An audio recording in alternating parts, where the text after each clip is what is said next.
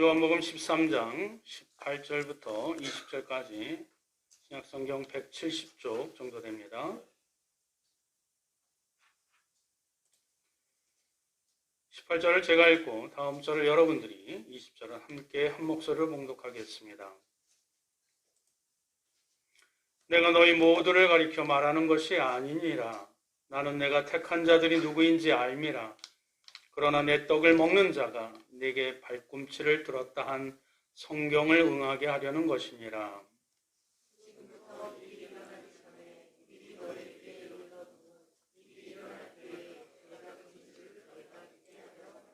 다 같이요.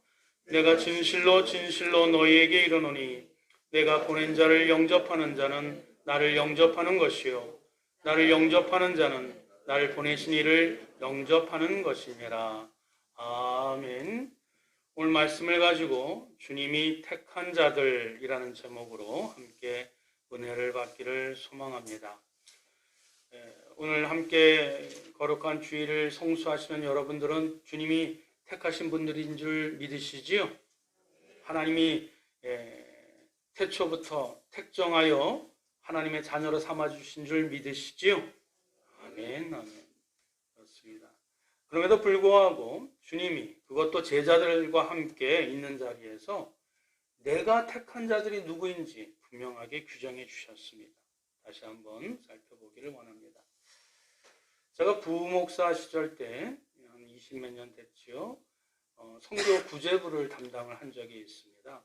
그래서 담당 부장님은 장로님이시고 담당 교육자로서 맡은 적이 있는데 그 담당 부장 장로님하고 협의를 한 적이 한 번 있습니다. 뭐냐면 매주마다 그 교회에 이렇게 구제비를 타시는 분들이 방문을 하세요. 적게는 20명에서 30명까지 한 주간에. 그래서 구제비를 따로 책정을 해서 봉투에 그때 돈으로 2,000원, 많지는 않아요. 2,000원씩 넣어서 이렇게 드리기를 했는데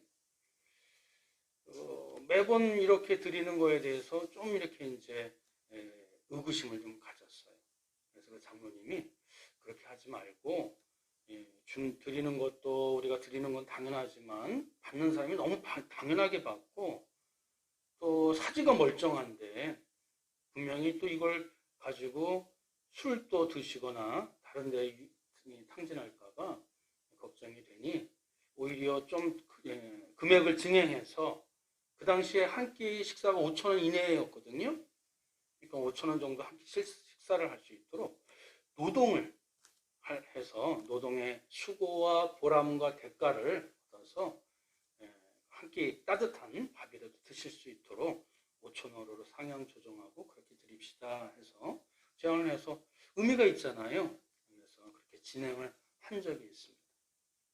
근데 한두 주 그렇게 노동이라는 게 다른 것이 아니에요. 그 검은 봉지 하나하고 나무젓가락 하나 들여서 교회 주변에 담배꽁초 줍고 좀 쓰레기 줍는 거.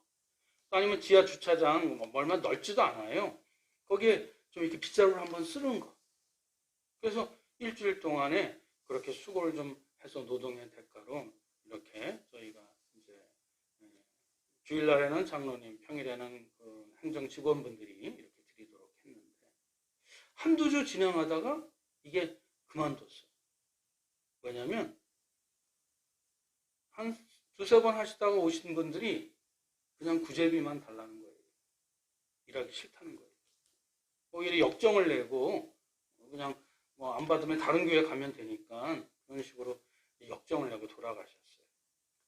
근데 그 장로님이 저에게 하시는 말씀이 그거예요. 좀 처음에는 굉장히 좀 당황하고 좀 불쾌한 마음도 들었다고 얘기해요. 근데 그 가시는 분들이 그 뒷모습이 그렇게 처량해 보일 수 없었다고 합니다. 그 장로님 마음에 드는 생각이 뭐냐면 교회 방침 이건 선하고 좀 바람직한데 의도는 좋은데 그 몇 푼 안 되는 돈으로 교회에 찾아온 사람을 그냥 돌려보낸 것은 아닌지 노동의 대가를 받는다는 명분으로 우리 안에 정말 사랑은 없지 않았는지 그걸 반성하게 됐다라고 얘기했을 때 저도 뭐 이렇게 답변을 드리진 못했지만 마음에 공감하는 부분이 있었습니다. 만약 여러분이 그 선교 구제부를 담당하시는 그런 성도라면 여러분들은 어떻게 하시겠습니까? 사연이 어찌됐든 도움을 요청하러 온 사람을 빈손으로 돌려보낸 그 장로님이 그로 인해 마음이 아파했었던 것이야말로 그 장로님은 주님이 택하신 그리스도인이 아닌가 그런 생각을 해보게 되었습니다. 오늘 본문도 이제 죽음을 목전에 두고 사랑하는 제자들과 마지막 만찬을 나누시던 주님께서 이제 식탁을 물리치신 다음에 겉옷을 벗고 허리에 수건을 두르신 뒤에 대야에 물을 붓고 제자들의 발을 친히 씻겨 주셨습니다. 우리 주님께서 그처럼 행하신 것은 제자들로 하여금 주님이 복음을 증거하는 이유가, 내가 이 땅에 내려온 이유가, 그리고 내가 이 본을 보임으로 인해서 예수님을 본받아서 서로 발을 씻겨주는 자가 될 수 있게끔 주님께서 행하신 것처럼 서로 사랑하고 봉사와 섬김의 삶을 살게 하시게끔 그렇게 주님이 친히 스승이신 그분이, 아니 하나님의 독생자 예수 그리스도께서 우리의 더러운 발을 친히 씻어주심으로 그 의도를 가지고 목적을 가지고 그렇게 행하셨습니다. 그리고 나서 이렇게 말씀하셨지요. 우리 18절 다 같이 한번 읽어볼까요? 시작. 내가 너희 모두를 가리켜 말하는 것이 아니니라. 나는 내가 택한 자들이 누구인지 알미라. 그러나 내 떡을 먹는 자가 내게 발꿈치를 들었다 한 성경을 응하게 하려는 것이니라. 아멘. 예수님께서는 진정 택함을, 나의 택함을 받은 자들이 누구인지 잘 아세요? 모르세요? 잘 아십니다. 왜? 주님이 친히 제자로 택하셨잖아요. 모르실 분이 아니세요. 그러나 다는 아닙니다. 제자로 불러놓으셨고 제자로 활용하셨고 제자와 함께 동고동락하셨음에도 불구하고 나의 택한 자 중에 다는 아니니라 라고 주님이 말씀하십니다. 물론 이 사람이 가룟 유다를 두고 한 말씀이겠지만 오늘의 초점은 주님을 배반한 가룟 유다가 아니라 주님께서 택하신 그리스도인이 어떠한 자인지, 주님께서 친히 부르심으로 말미암아 선택한 그 사람들이 어떠한 자인지 주님이 규정하신 바를 우리가 명백하게 이 시간 다시 한번 깨닫고 또 나 자신과 비추어 보아 다시 한번 그 의미를 찾아보는 뜻깊은 은혜의 시간이 되기를 축원드립니다. 첫 번째, 주님이 택한 자들, 그 증표는 제목 있지요? 다 같이 한번 읽어볼까요? 시작. 하나님과 예수님을 영접하는 자. 물론 여기 시제는 하나님과 예수님을 영접한 자, 과거형도 포함되어지고 앞으로 하나님을, 창조주 하나님으로 그의 아들 독생자 예수 그리스도를 나의 구원자로, 나의 죄를 다 사해 주신 그 메시아로 영접한 자, 하는 자, 그 미래형도 함께 포함되어 있습니다. 이 사람들이 주님이 택한 자들이에요. 여기에는 여러분들이 의의를 달지 않지요? 그렇습니다. 주님이 택한 자에 하나님과 예수님을 영접한 자, 이것은 여태까지 여러분들이 신앙생활을 해오시면서 많이 또 배우시고 들으시고 또 깨우치신 귀한 은혜의 말씀 드립니다. 20절 한번 볼까요? 한 번 더 읽습니다. 시작. 내가 진실로 진실로 너희에게 이르노니 내가 보낸 자를 영접하는 자는 나를 영접하는 것이요 나를 영접하는 자는 나를 보내신 이를 영접하는 것이니라. 아멘. 무엇보다도 예수 그리스도께 택함을 받은 그리스도인, 기독교인들은 누구예요? 곧 하나님을 영접하는 자요. 또 하나님을 영접하는 자는 누구예요? 하나님이 보내신 독생자 예수 그리스도를 나의 구원자로 진리와 은혜의 근본 되시는 그분으로 받아들이는 것. 그것이 예수님께 택한 자요, 또 영접한 자라고 얘기를 해주고 있습니다. 또 예수 그리스도를 영접한 자는 뭐예요? 곧 예수님께서 보내신 자들을 영접하는 자라고 제가 풀어서 말씀드릴 수 있습니다. 요한복음 1장 12절 말씀 한 번 더 읽겠습니다. 시작.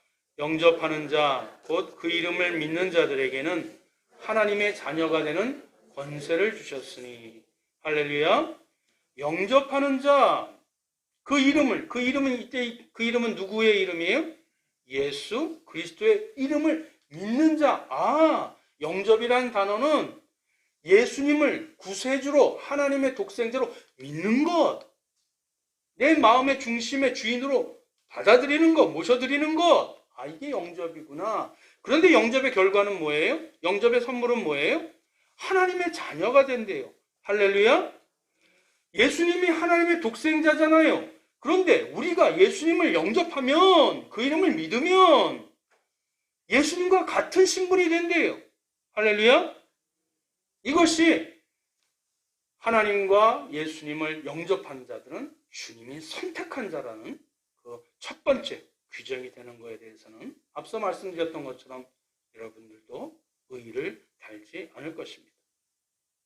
하나님이 눈에 보이지 않지만 예수님이 비록 2000년 전의 역사적인 인물이어서 지금은 이 땅 가운데 살아있는 존재는 아니지만 성경 말씀을 통해서 부활하시고 승천하셔서 다시 오실 메시아로 우리에게 분명하게 약속하여 주신 그분을 우리가 나의 주님으로 믿고 또 삶을 의탁하고 또 그 말씀으로 살아가는 자가 진정 창조주 하나님을 영접한 자예요. 또 하나님께서 말씀하여 주신 그 독생자 예수 그리스도를 영접하는 자입니다. 영접하는 자는 그 이름을 믿는 자라고 얘기를 했지요. 전에도 한번 말씀을 드렸었던 것처럼 요즘은 가족이 많이 해체가 되어지지요. 쉽게 어려움을 이렇게 이겨내지 못합니다. 근데 가족이 있는 이유가 뭐지요? 혈육으로 일단은 뭉쳐진 집단이라고 얘기할 수 있습니다. 그런데 부부는 혈연으로 맺어졌어요? 안 맺어졌어요? 그런데 그래서 무촌이라고 얘기를 해요. 가족들은 자신의 민낯을 그대로 그냥 아침에 일어나서 부시시한 그 얼굴을 봐도 사랑의 마음 또 그 마음의 애정을 갖고 있으면 그 모든 모습들이 허물들이 이렇게 짐이 되지 아니하고 또 그것이 아픔이 되지 아니하고 오히려 그것을 허물을 함께 안고 살아가는 자신의 실수와 허물을 그대로 민낯을 보여줄 수 있는 존재가 누구예요? 바로 가족이에요. 이것이 영접한다라는 의미예요.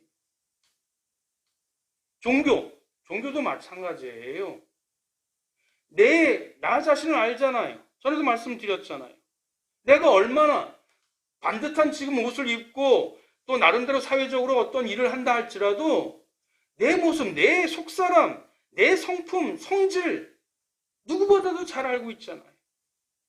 이 자신의 민낯을 스스럼 없이 속 시원하게 이렇게 편하게 이렇게 보일 수 있는 존재가 누구지요?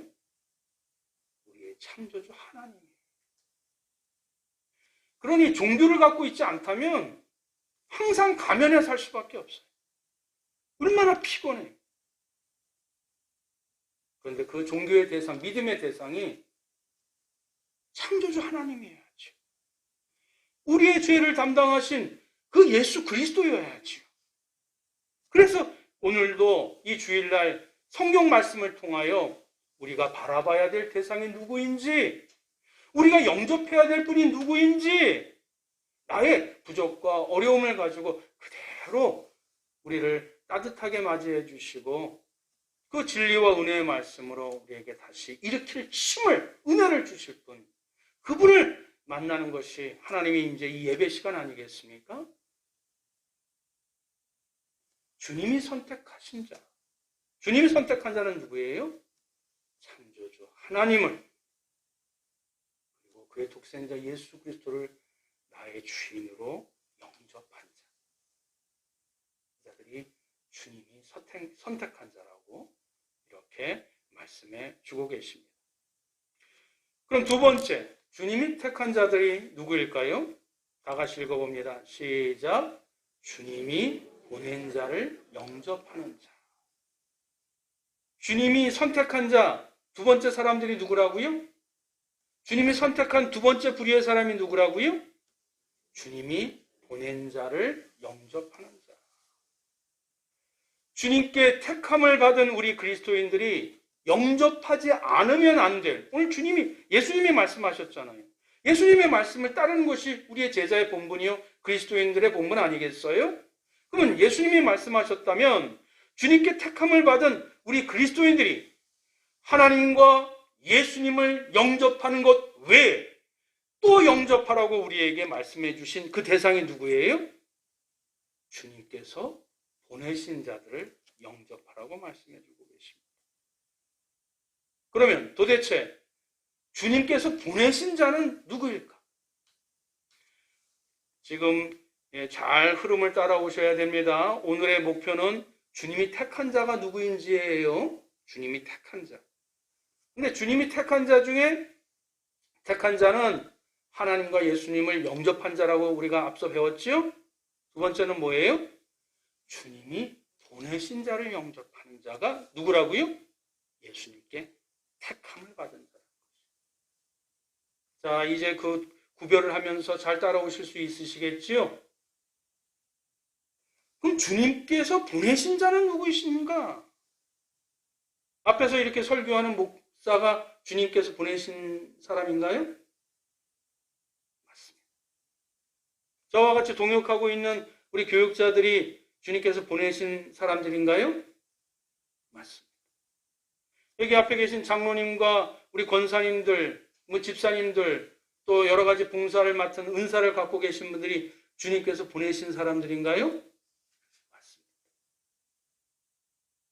근데 그분들만, 여기 앉아 계신 분들만 주님께서 보내신 사람일까요? 그게 아니라는 것이.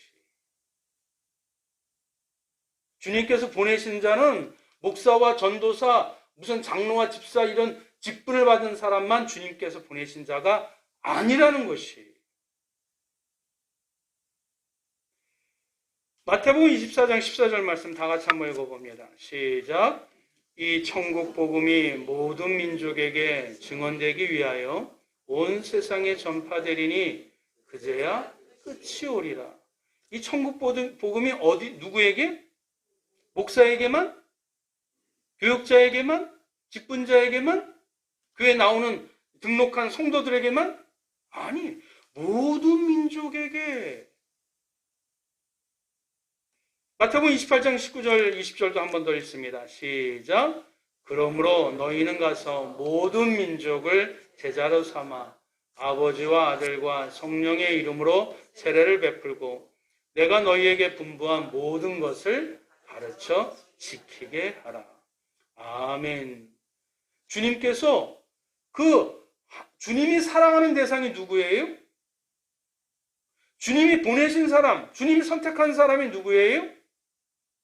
모든 족속, 모든 민족, 땅끝까지 복음이 전파되기를 원하시는 것은 이 세상 모든 사람을 주님이 사랑하시기 때문입니다. 아멘. 이 세상 만민이 다 구원받기를 원하시기 때문인 것입니다. 그렇다면 그리스도인 된 우리는 이 세상을 살아가면서 우리가 만나는 사람, 우리가 접하는 사람, 우리가 만날 수 있는 모든 사람은 누구예요? 주님이 보내주신 사람. 이것을 우리가 깨달아야 합니다. 주님이 보내주신 사람을 영접하는 자가 누구예요? 주님의 제자들, 그리스도인이라고 지칭을 받기에 부끄러워하지 하지 않는 자들. 우리 다 같이 따라합니다. 주님이 보내신 자는 우리가 만나는 모든 사람이다. 그렇습니다. 주님이 보내신 자는 우리가 만나는 모든 사람들. 우리가 매일매일 만나거나 대화를 나누는 모든 사람이 사실은 누가 보내주신 사람이에요? 주님께서 우리에게 보내주신 사람이에요. 지금 비대면이라고 잘 만나지 못한다고요? 대화를 하든 카톡을 하든 SNS를 하든 우리와 접하는 모든 관계되어 있는 인간들은, 사람들은 주님이 보내주신 사람인 줄 믿으시길 축원드립니다. 이것을 바로 알고 행할 때에 우리 그리스도인이 그 진리와 사랑이 그 세상 속으로 전파되는 것이요.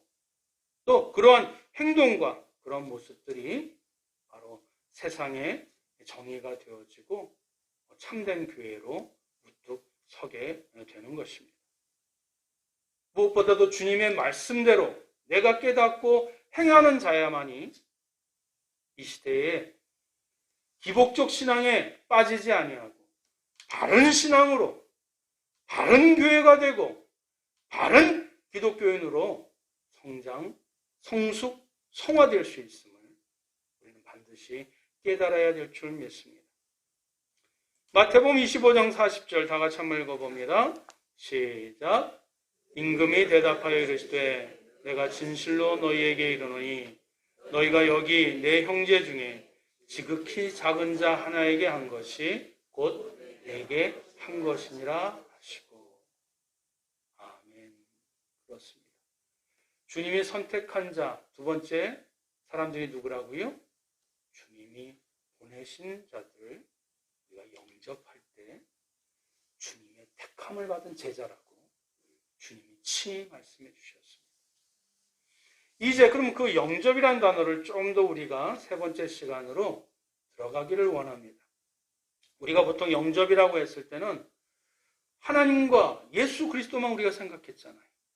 그래서 나의 주님으로, 내 마음의 중심의 주인으로, 구원자로 마음에 모셔다 드리는 것, 그걸 영접이라고 했었잖아요.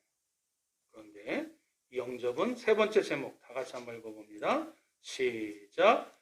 영접은 수용과 존중 그리고 담당하는 것입니다.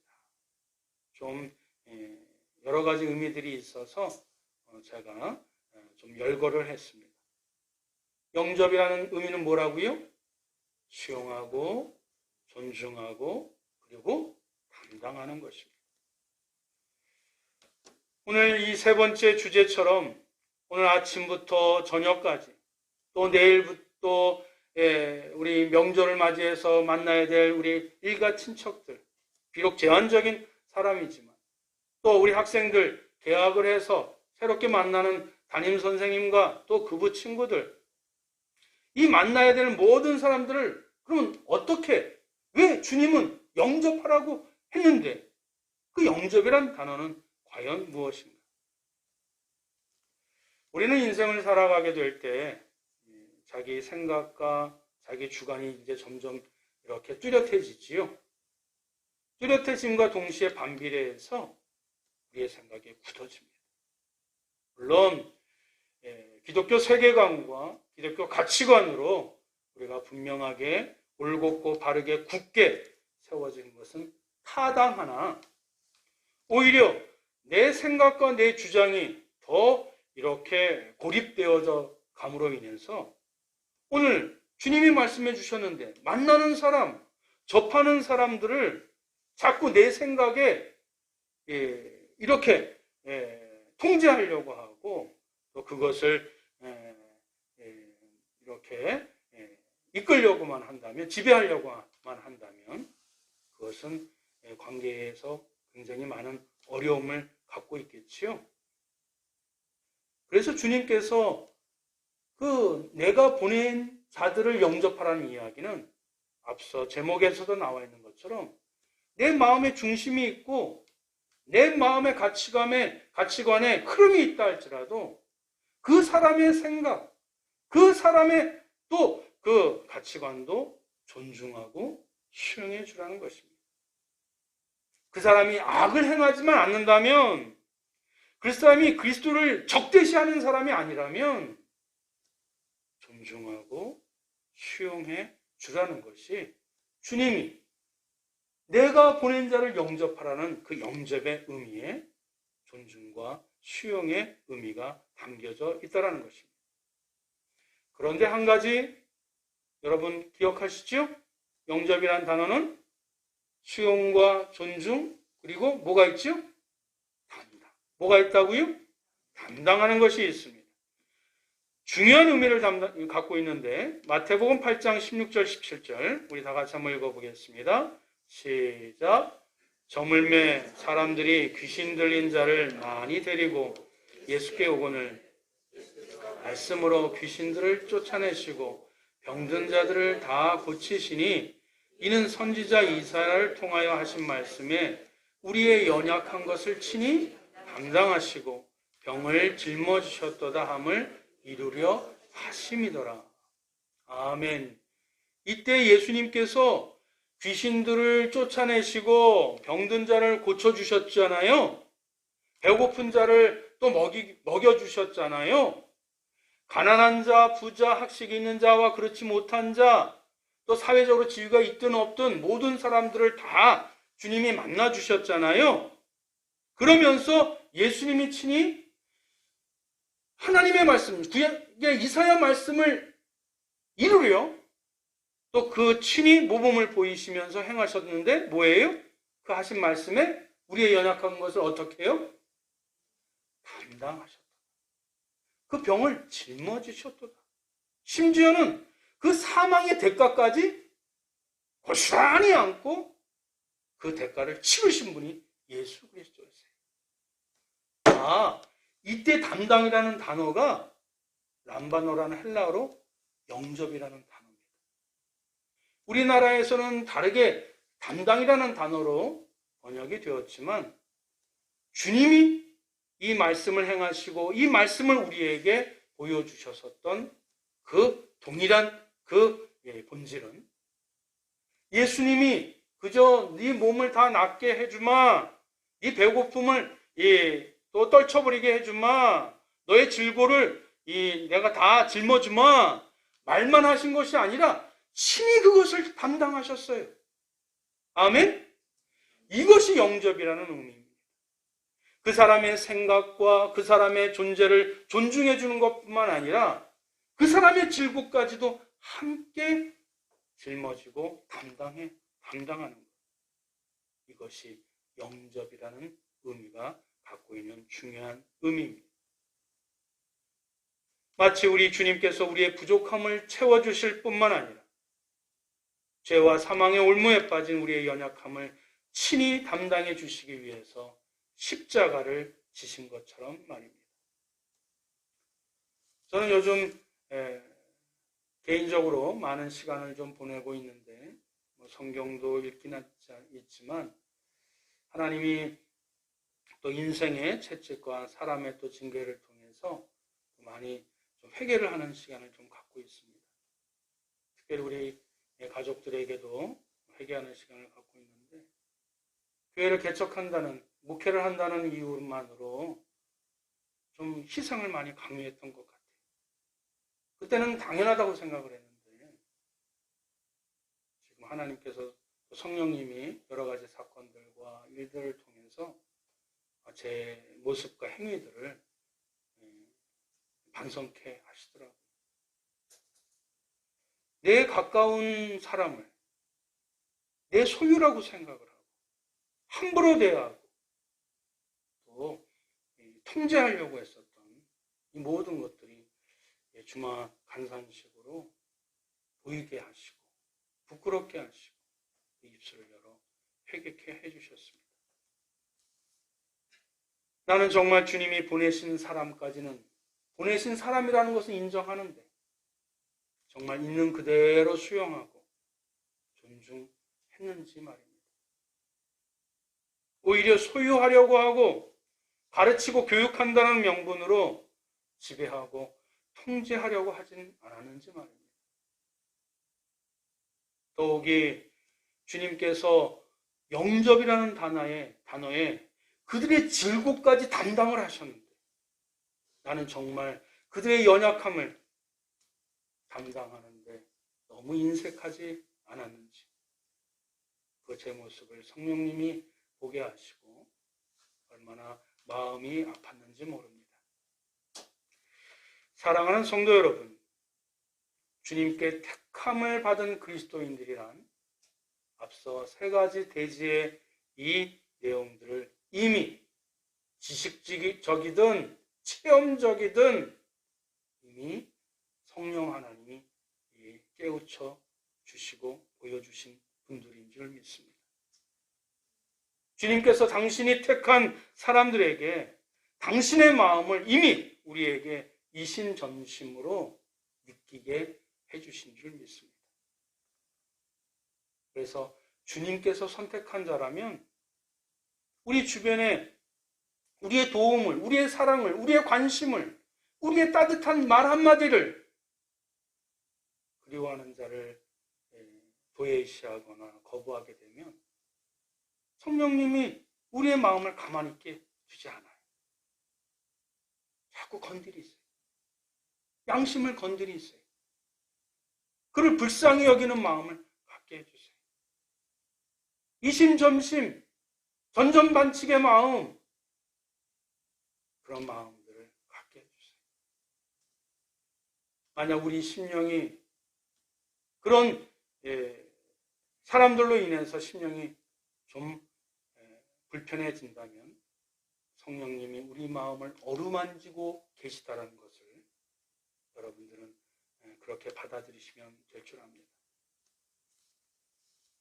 또 반면에 내 주머니가 텅 비어 있어 물질까지 나누지 못할지언정 마음으로라도 진심으로 상대의 연약함을 담당하고 나누려 할 때 우리 마음속에 말할 수 없이 큰 기쁨과 새로운 힘을 성령님이 부어주실 것입니다. 그때는 성령의 지배를 받고 있는 성령의 충만한 시간이라고 여러분들이 찬양하셔도 되는 줄 믿습니다.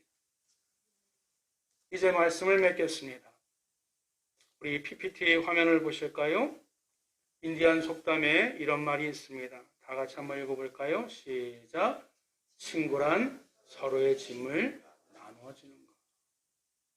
친구란 뭐라고요?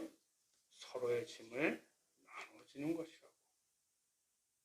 그러니까 서로의 짐을 나눠주지 않는다면 친구예요? 친구가 아니에요? 친구가 아니에요. 그냥 지인이지. 여기 학생들은 그냥 반그부지. 친구는 아니에요. 친구는 서로의 그 연약함을, 서로의 짐을 함께 나누어주는 것. 그게 진짜 친구예요.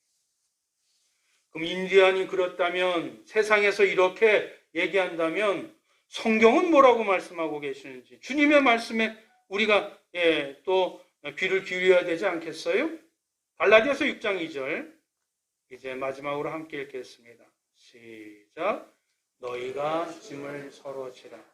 그리하여 그리스도의 법을 성취하라.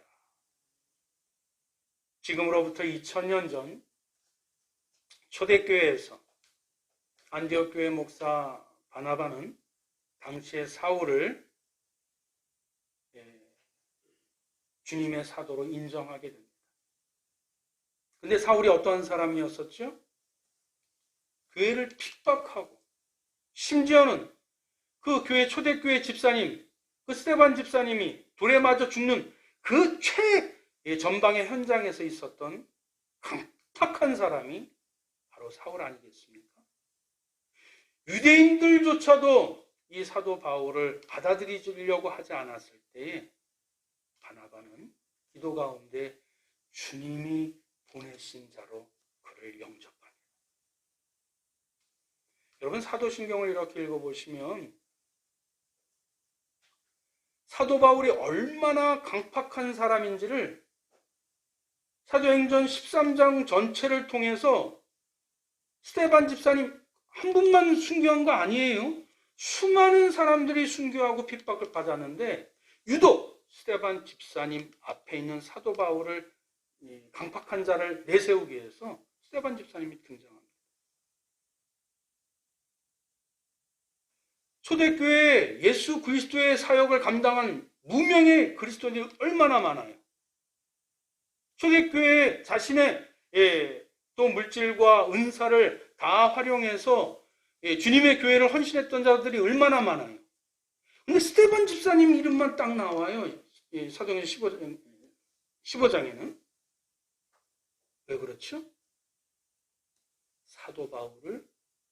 사울을 사도 바울로 주님이 보내신 자로 받아들이고 그를 로마의 복음의 귀한 사도로 세우는데 이바지했었던 사람이 바나바이기에 수많은 무명의 그리스도인이 있지만 그 극악무도한 이 사울을 하나님의 복음의 전파자 사도 바울로 세우기 위하여 바나바를 세우셨다고 이 사실을 사도행전 많은 분량을 통해서 그것을 보여주고 있습니다. 사랑하는 성도 여러분, 우리는 모두 예수 그리스도를 통해 하나님께로부터 택함을 받은 사람인 줄 믿습니다. 그러기에 우리는 매일매일 만나는 사람들과 어떤 관계를 맺으며 살아야 하는지를 누구보다도 잘 알고 있습니다. 두 가지의 삶의 길이 있겠지요?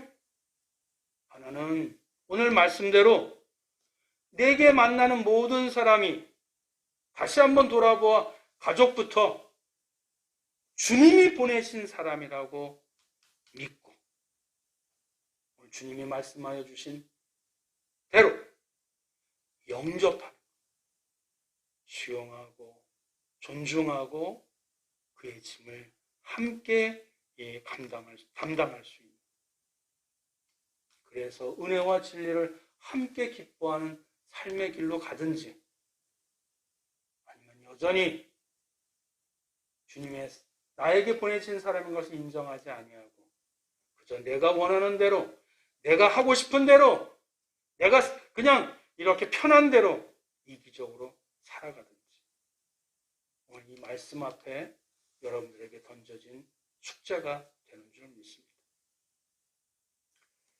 이제 말씀을 맺겠습니다. 이제 설 명절입니다. 올해도 6인 이렇게 모임이 제한된 가족의 만남이 있을 줄 압니다. 코로나로 심신이 모두 지쳐있는 일가 친척들에게 덕담한답시고 올해는 이렇게 해라 저렇게 해라, 성공할까요? 심지어는 성공할 거야, 내가 널 기대할 거야, 그렇게 부담 주지 마시고 지금까지 잘해왔다, 지금까지 잘 살아왔어, 그런 칭찬과 격려를 해주시기 바랍니다. 그런 의미에서 우리 옆에 있는 분, 우리 온라인에서도 가정에 있는 사람들, 우리 부부끼리 또 이렇게 가족끼리 한번 인사를 나눌까요? 이렇게 한번 덕담 한번 했으면 좋겠어요.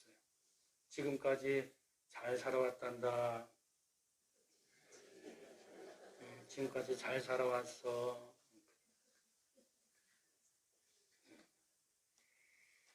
주님이 보내신 자를 영접하는 마음으로 토닥토닥해주는 그런 은혜와 기쁨이 넘치는 설 명절 되시길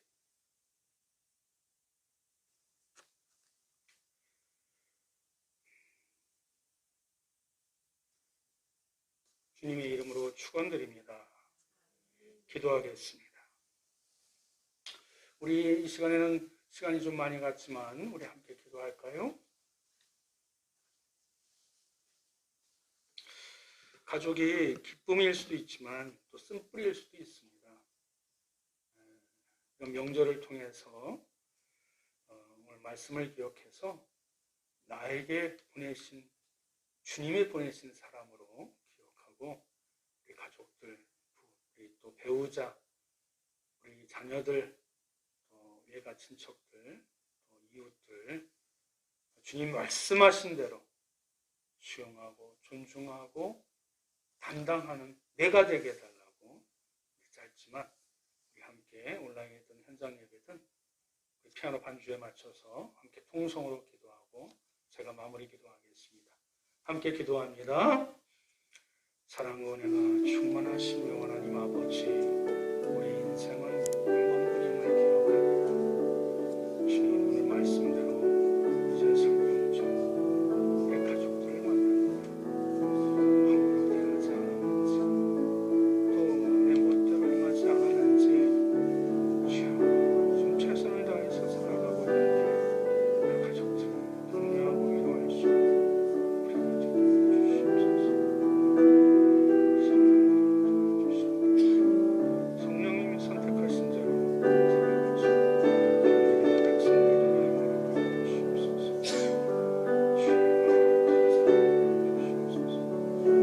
주님의 선택한 자, 부르심을 받은 자의 자격을 느끼게 하지 않게 하시고 말씀대로 행하시는 믿음의 백성들 되기를 허락하여 주시옵소서.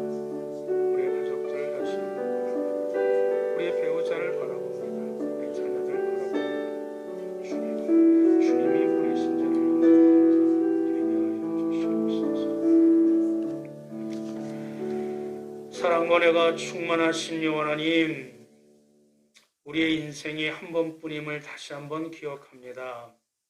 이 한 번뿐인 인생을 나를 먼저 선택하신 창조주 하나님을 거부하지 않도록 이 단 한 번뿐인 인생에서 나를 위해 죽으실 만큼 사랑하신 예수님을 모른 채 하지 않도록 또 단 이 한 번뿐인 인생을 주님이 보내신 사람들과 갈등과 상처 가운데 살지 않도록 우리의 삶과 신앙을 인도하여 주옵소서. 오늘부터 나를 만나는 모든 사람을 또 모든 인간관계를 주님이 나에게 보내신 사람인 줄 믿고 영접함으로 하나님을 영접함과 같이 예수 그리스도를 영접함과 같이 기쁨과 화평과 감사가 넘치는 의미 있는 삶, 가치 있는 삶, 마음이 설레이는 그런 감동 있는 삶을 살게 하여 주옵소서. 예수님의 이름으로 기도드립니다. 아멘.